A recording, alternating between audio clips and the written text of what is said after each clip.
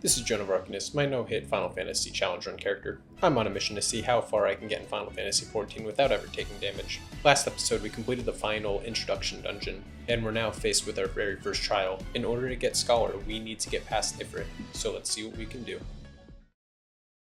2 goals for today. First goal, we need to get past Ifrit. Until we get past them, we're locked out of so much content in Final Fantasy, and it's hopefully going to be the last grind I have to do for this challenge.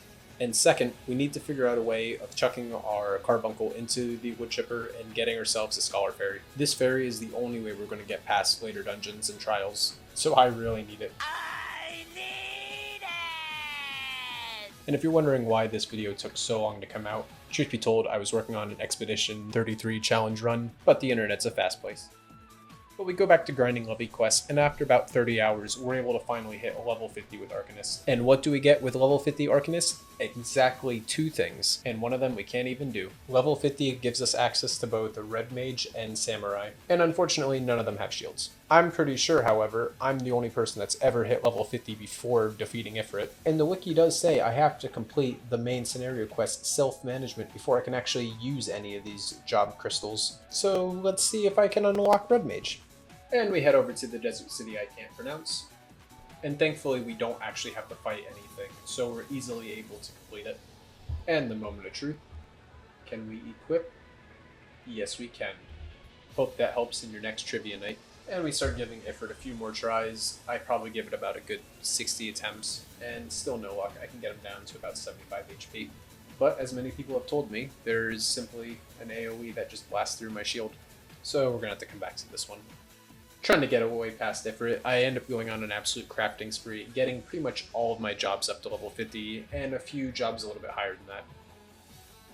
So let's talk about this buff that we get called Epic Echo. Epic Echo is one of those buffs that Square Enix gives you in order to make older content a little bit easier, as well as making it a little bit easier for you to grind if you're trying to go for some older awards. This buff actually scales with what level you are. So, for example, someone who's level 50 isn't going to get the same buff as someone that's level 80. All the dungeons we've done in the past have given us a 30% buff. This buff affects all of our stats, including our health and our attack stats. Which means once we hit level 51, that buff is going to increase by 30%. And as much as I really don't want to do another 30 to 40 hours worth of grinding, I just simply don't see a way of even having a chance of beating Ifrit. So, fuck me. Alright, after a few weeks of grinding, we should have our final level. Put Your Stomp on It is by far the fastest Levy quest that I can do. It's also pretty safe, but it only gives me about 7,000 experience, but at least I'll always have my shield up and there's no risk of me accidentally taking damage. And finally, we hit level 51. I'm really hoping we're able to beat this level 17 boss now.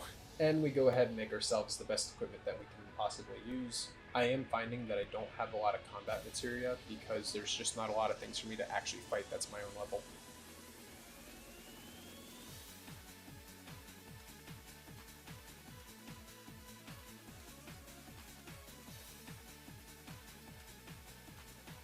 And look at that health, that's a lot more HP to play with.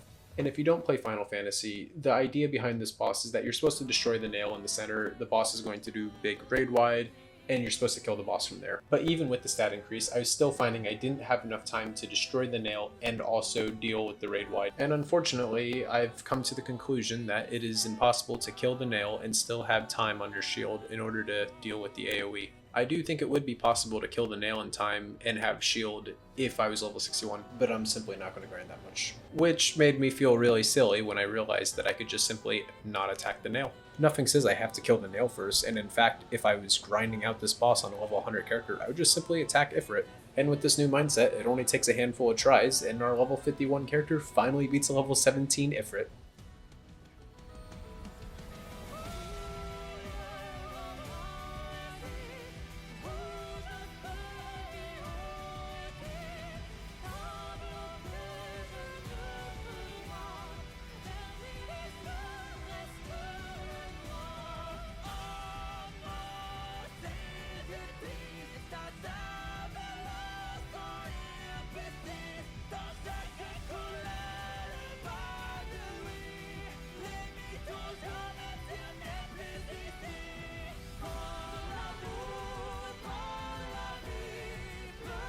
Holy shit, we finally beat Ifrit. We might actually be able to get Scholar.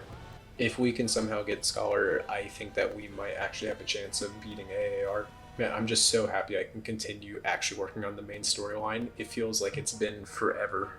I don't remember what's happening in the story anymore. All I know is that we're getting recruited into an army, and we're given an important decision on which army we're actually going to join. I make sure to take the time to listen to their beliefs and figure Immortal Flames, baby! No contracts needed, no sign-on bonus wanted, just sign me up, Immortal Flames all day. After joining the Immortal Flames, we end up having another duty.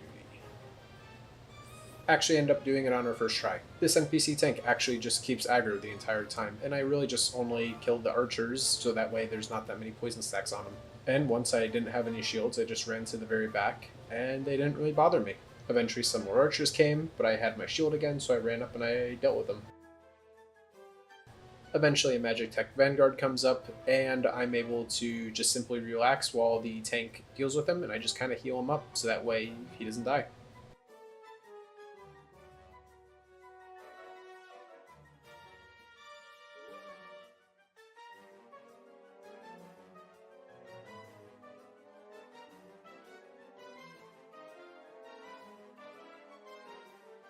I report back after saving Biggs and Wedge, and I officially join the Immortal Flames, which thankfully gives me so many more ways that I can get my crafting up, and also gives me access to a bunch of material that I couldn't get before. Like, look at this, 500,000 XP for buttons and a blanket, but absolutely nothing matters compared to getting our very first mount. Look at this dude. I'm so tired of walking everywhere. I can't believe I finally have a mount. And we call him Fisher since he's a bird that runs. I'm genuinely more excited about this chocobo than like some of my Savage Run mounts. Look at him. He is the best Birb. This is literally a game changer. Even if I have to do some more grinding, at least I have transportation. I go ahead and unlock PvP. Not that I'm ever going to do it, but you know, just to have it. And I continue to do the main scenario quest until I get done with self-management, which now means we can try going for Scholar.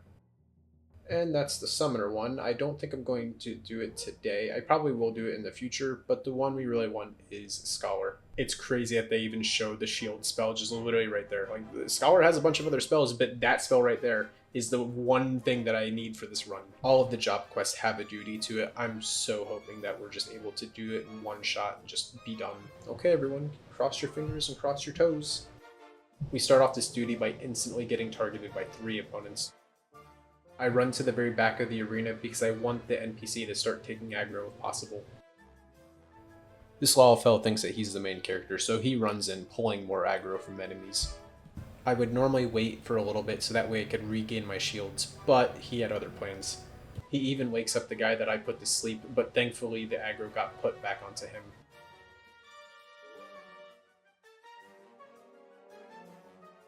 And since this Lalafell is going to continuously run into the enemies, I'm going to play as far back as I can, so that way he can pull the aggro. He does start taking a good amount of damage, so I make sure to heal him up. Since I'm scared that he's going to run again into more enemies, I run to the very back, but he follows me, which kind of tells me that I think that might be all the enemies. And it seems like we might actually be able to complete this duty. And after picking up a rock, we finally got our Scholar Fairy. After the cutscene, we run back and we turn in the quest, giving us Scholar. My goodness, what an amazing feeling. So many people said it couldn't be done. Alright, we got our hotbar set up, and let's give the very first Scholar shield a go.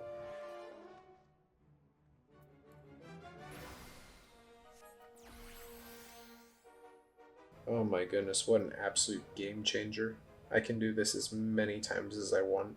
And for those that might not be a healer main, basically whatever amount I heal, I get a shield for 125% of it.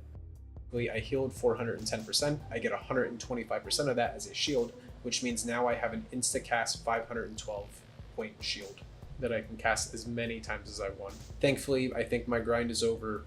We now have the tools to take on the rest of the story. I apologize again for how long it took for this video to come out. I had to go from level 48 to level 51, and the grind just really takes a lot of time. And while I run around and just enjoy my chocobo, here's how easy the Ifrit fight would have been if I had Scholar. Anyway, thank you for taking the time to watch my video. I hope y'all have a wonderful day.